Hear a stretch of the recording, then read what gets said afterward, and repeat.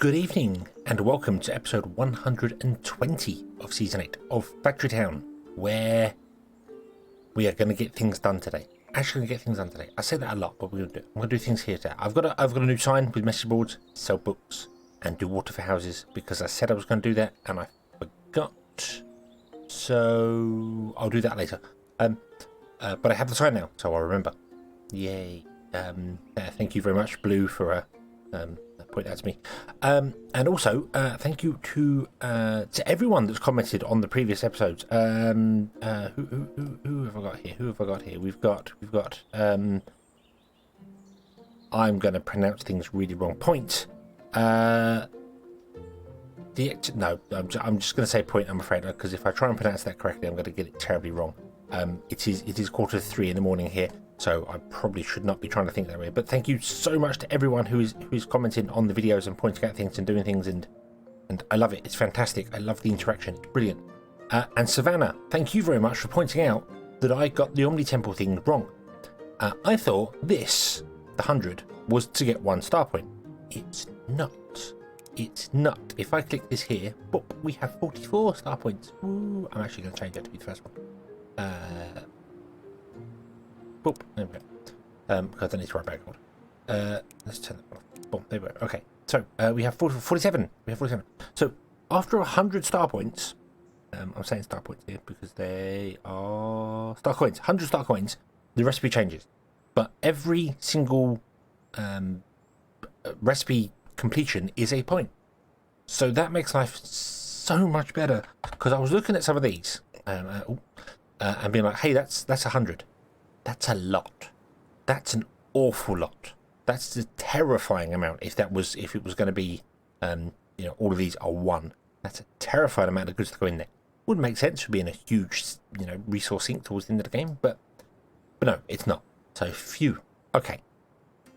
Yeah, that's good. That's good. So we have 50. That's really good. We're going to get another load of the elixirs come in. Ethers come in. And that'd be another 25, and then another load, and that'd be another 25, and it'll be good. We'll be good. Awesome. So,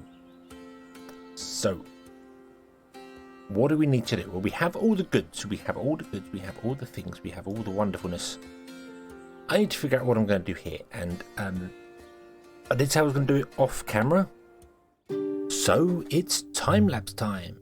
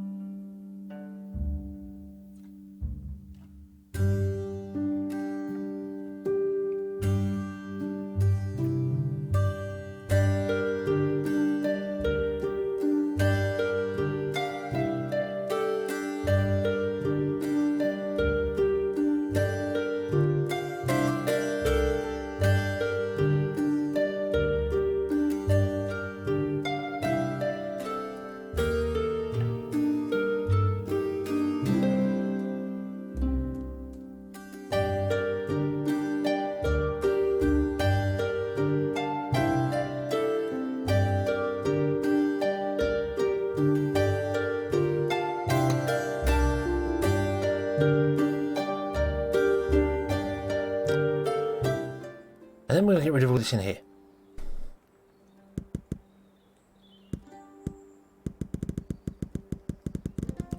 Floating block over there, but that's easy doable. Like so. There you go. Okay. And what do I do? What do I do for stuff in here? I have no idea. I have absolutely no idea. I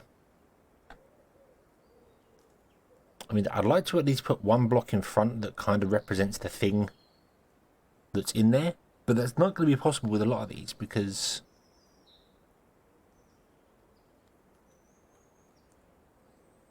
a lot of them don't make sense. I mean, gold is fine. Gold is fine. We could put a gold block in there. That would not be a problem. Magic conveyor belts is what? Is doesn't, I mean, magic rails? I mean, magic rails could also be gold. It's gold coloured, maybe blue. We've got no blue here. There's no blocks that I'm missing, is there? No. Water crystal. Let's get rid of block for a minute. Let's just have a look at structural block and make sure I'm not missing something. No, everything has a block. We've got iron fences as well, I think. Fire crystal, stuff like that as well. So yeah, so I don't know. I'm really sort of tempted to just make a pattern using these blocks and repeat it, rather than put things in front, because I mean earth this is easy. These ones are easy. Earth all around the crystals and all around to here, the spell books, they're easy because I can use the things for them. But then I get to like elixirs and wards and polished stone. It's like what are they? What water rings and fire rings? That's water and fire. A warm coat. What block represents a warm coat? It's blue. We don't have a blue block. Magic Robe is blue. We don't have a blue block. We got the light blue block, but not a deep blue block. That's purple. That's kind of purple. Magma is red. Mana pipes and lots of stuff's gonna be blue. So I don't know. I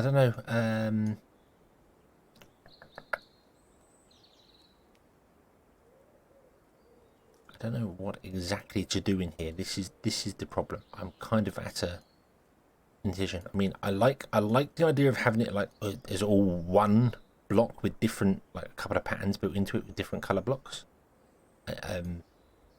But what block would it be? I mean, I don't want to use stone brick. Stone brick's used everywhere. That's a bit dull now. And brick is just brick, but it's the same thing there. I do like the look of the iron blocks and the reinforced plank blocks, but they don't tile well because they got their outsides. There's no connective textures, which would be nice, but there isn't. So I'm not sure. The gold block is just yellow. It's just yellow. I mean, if there was a block that was just blue and blue red, and that would be great, but there isn't. And the hedge block I kind of like, but I want to leave it as hedges, so that's fine. We also have walls and things we can do in there. And stone blocks are nice, but they are. I don't know. I'll have to figure out a texture. So having these actually function and doing the things I need them to do is vastly more important. Let's try and get that working. So we need 28 outputs going to 16 inputs, and luckily we are this layer here, and that's not easy to do. Not easy to do at all, but it is doable in a way. The easiest way I can think of doing it, I'm going to pause the game. The easiest way I think of doing it is we do this, and then we just connect each one to that. You know, so this one would connect to that. That would connect to that. Oh, mistake. Boom, boom, like that. Okay. But they can't connect there. They can't connect there. Although they can connect there because you can actually access the things directly. So if I did that, okay, and then I could do. I mean, I could do this. It could literally work this way. There's no reason why it wouldn't work this way. We do that, and then we do the same here.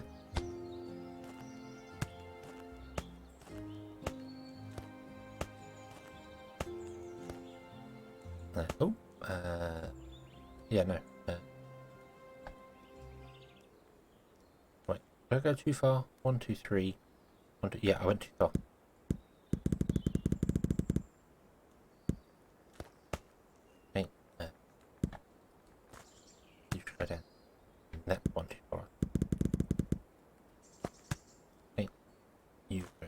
here. 1, 2, 3. 1, 2, 3. You connect to there. 1, 2, 3. 1 and 2 and 3. And then what we do is we use logic to get this all connected together, and it's very, very easy to do. It's actually extremely easy to do. We need 28 inventory sensors, which may seem like a lot, but it's not really. And we need 28 math blocks, and they would connect to each and every one of these. So let me show you one. I want to do this because I need. I mean, I could put them on the outside, so there'd be no issue with putting them on the sides. Don't think there would be any. We could happily do that, and then the math block could go.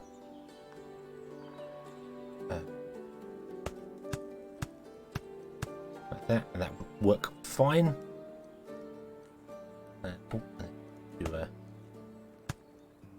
Also include those two like that. That'd be fine.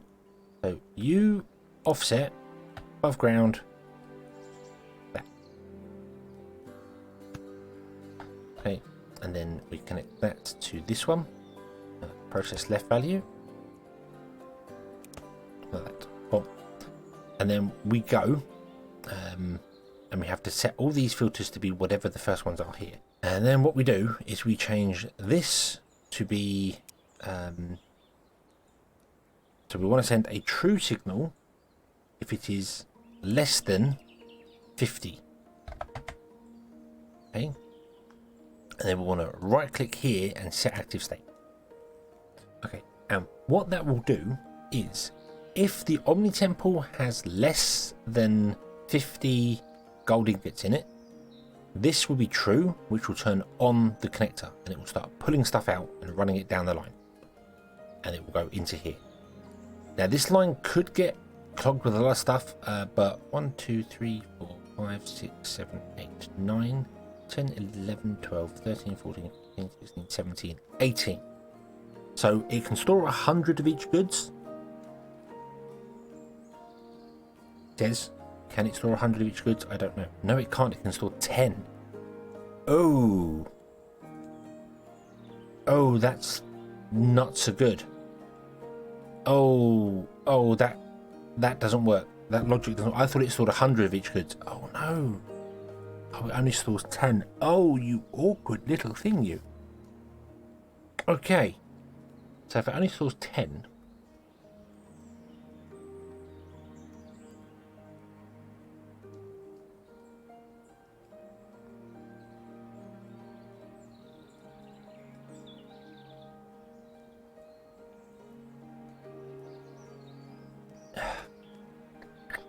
It stores 10 and there's 17 blocks there. That could be a problem, because if we say 0 and it ends up with nothing inside it, and this sends 17 until one gets in here, it turns off. So it would have sent 18 items for the first one to get in here, 1 per block, and then 1 in there. It could fill up to 10, which would leave 8 items in this run, which is bad. Because that could block up everything in here.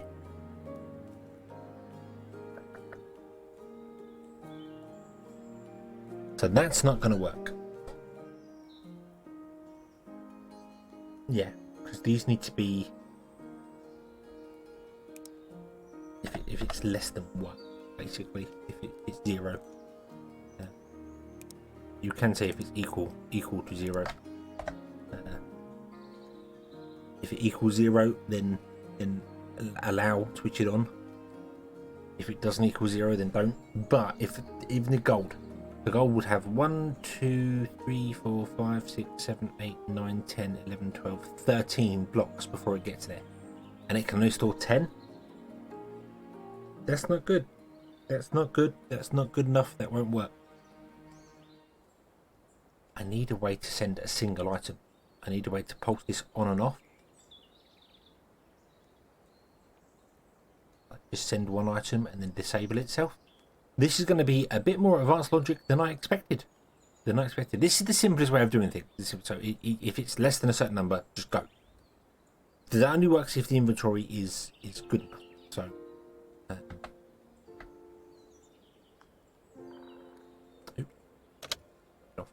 damn it.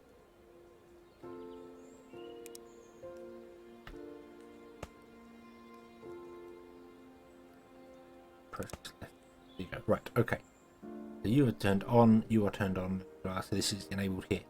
I need to do it for something that's also got something in it. So what we got mana. This one? Yeah, this one.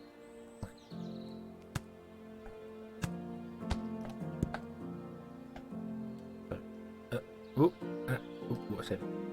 So let's do it for one that actually is in it. So equals 0. It's active state. U. Right click. U. Process left value. So you've turned on and you are go, and that is not what I want because you are full. So why hasn't that triggered? Value is 30. Hang on. Oh, because I didn't set the filter. You plonker. There you go. That's worked now. So the value is 10, which means it's not 0, which means that's going to go on there. However, this is the problem here. So this is going to come along here. Ugh. That's fine. Boom. And it's all going to stop. And this is all going to block up. And everything's going to go wrong. And, yep, I made a mistake. Okay, we can fix it. And then you are all dead and blocked up and blah, blah, blah. And now it needs Omnipipes and Magic Cloaks. And Omnipipes come from a different place, so that's okay. But Magic Cloaks come from here. And this one can't output because the line is full. So we need a way to force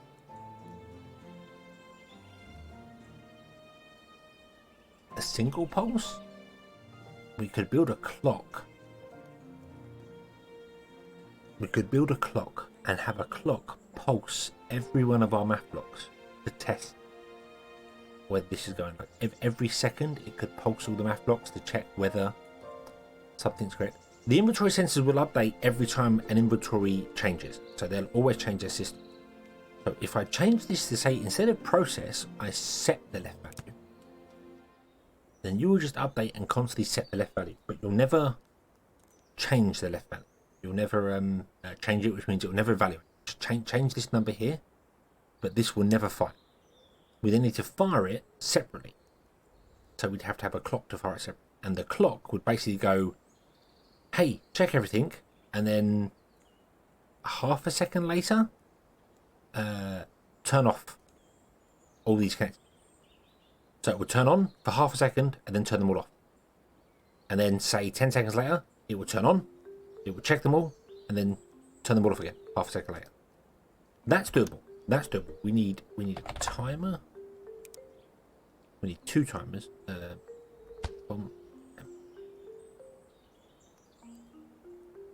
Bomb. You are going to be repeat, and you are going to be set to 10. Okay, so every 10 seconds you go. Right? Then you want to start the timer, and you want to be set to we'll say 1 second. 1 second's enough. Then every 10 it can pull out 1. So you trigger that timer, and then 10 seconds ago you trigger that timer. And then you want to have a set value of 0.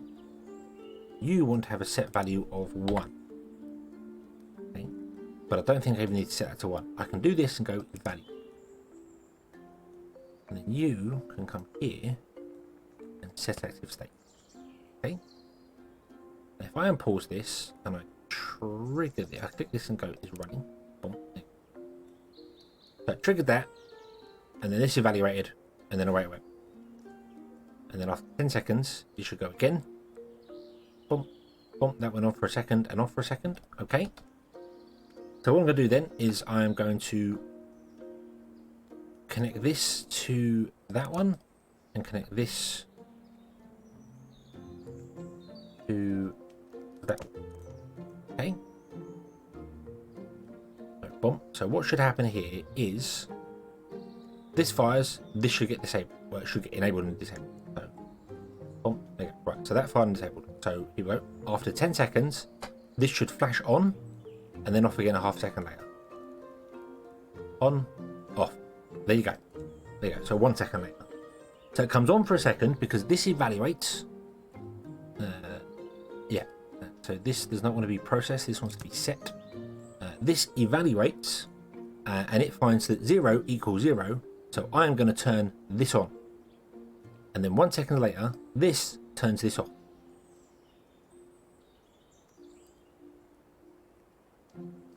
So that's what we want to do. We want to go set, not process. Set. Yeah. Now some of this is all broken already because of how I triggered stuff off and didn't mean to do that, but that's fine. That's not a problem. Oh, no. I'm just doing it behind it so that I know exactly where it is. I can copy this, hold control and click. I just need to go around every one and set the active state. Now you can't see the lines underneath, so you don't know which one it's actually connected to. This is a benefit of doing things above ground. So if I miss one, the only way we're going to find out that I miss one is when the system stops working.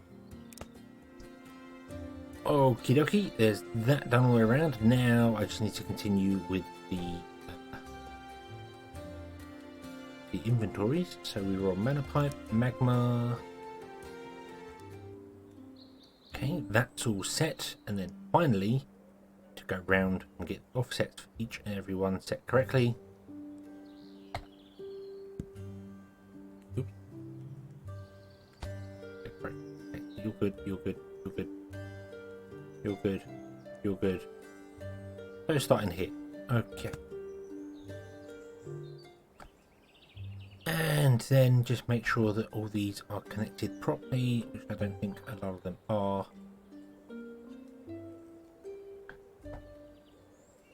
You've got 3 logic links. What are you connected to? Output timer. Okay, so that should be all good. We have our timer here. Hopefully this timer continues between saving and loading. It should do. Should be fine.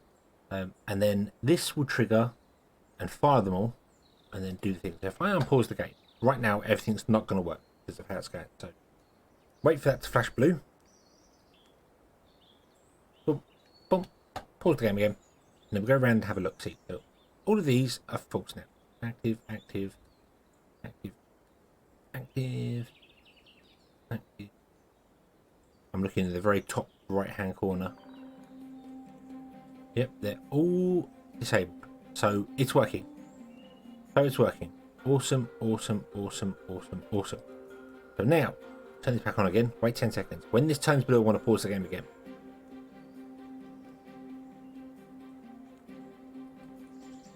Boom, pause. So this is fired. This is currently ticking down. So now they should all be on. Yep, on. That one is off. That one is off because it should be off because the temple already has mana pipes inside it. On, off, off, off. Why are these off? Why are these ones off? Huh? Huh? Oh, because none of you have re-triggered. Because the inventory hasn't changed. So yeah, so a lot of these are going to be off now because of things are wrong. The inventory inside the Omnitemple hasn't actually triggered yet. Okay, so let's let that fire. Okay. Now if I go into the Omnitemple, I'm going to actually remove all of this inventory to allow some of the things to do their thing. So, boom. Now it's not going to accept any of these inputs because it's not ready for them. And now this is triggered.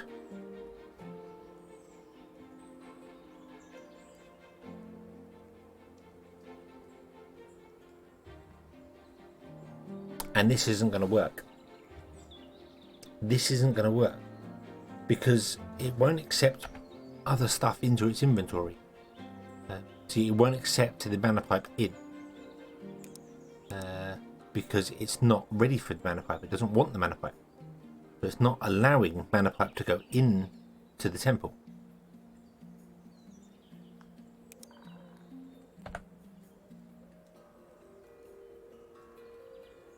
Yeah, see, it's not going in here at all. Which means I can't do what I want to do with here. This won't work. There's no logic I can do that will work.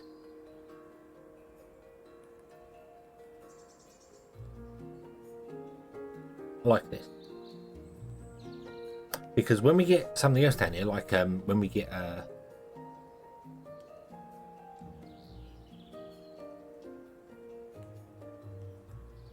this down here, the fire. We're not after. We're not after. Okay, so we're not after fire ethers, and we haven't been after fire ethers previously. The fire ethers will say, "Hey, there's none in there to turn on," and they would end up in the pipe. But they can't travel down the pipe because the Omnitemple will not accept. It won't even take them into its inventory. Even though they are technically allowed as offerings, it won't take them in there because that's here. So my whole thing here of doing the logic doesn't work because the Omnitemple will not accept goods that it's not ready for. So each single silo has to have its own Omnipipe going to the Omnitemple. And I have no idea how to do.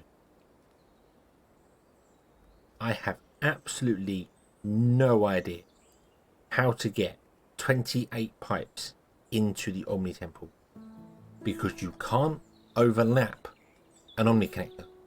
You can overlap pipes, you can run pipes across each other, but I can't run across an Omni connector, go into it. So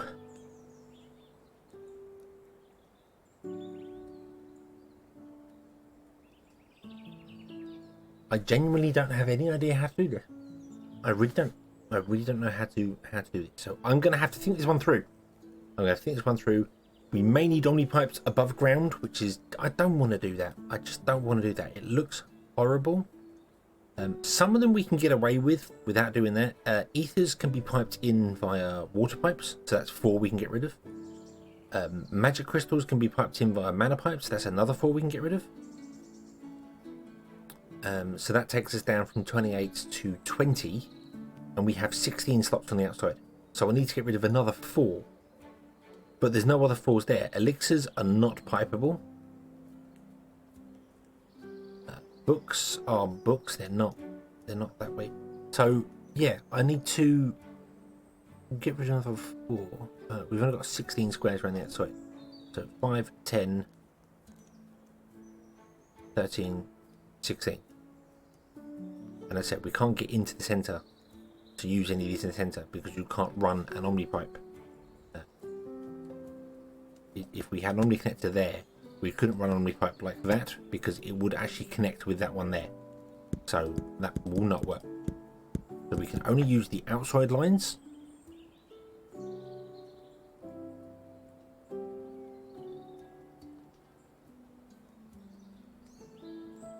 There's no way of reading the inventory to say, hey, if you want this, because this is set to 0.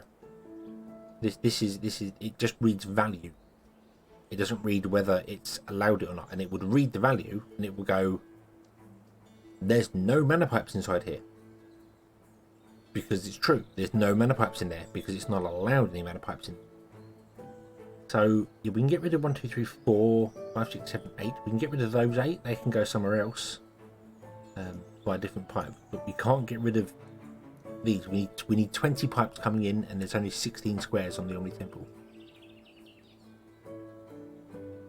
So I'm not sure how to do that.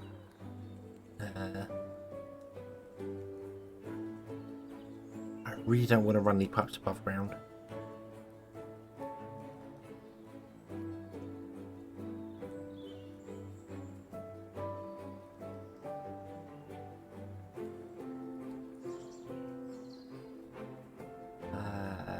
yeah, I don't know.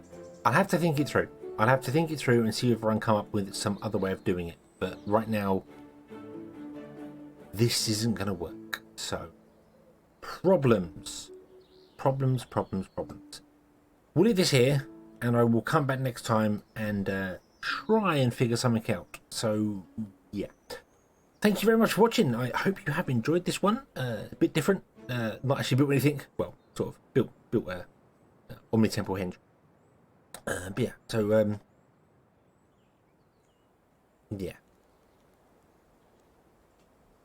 Do hope to see you again in the next one. And until then, as always, have fun.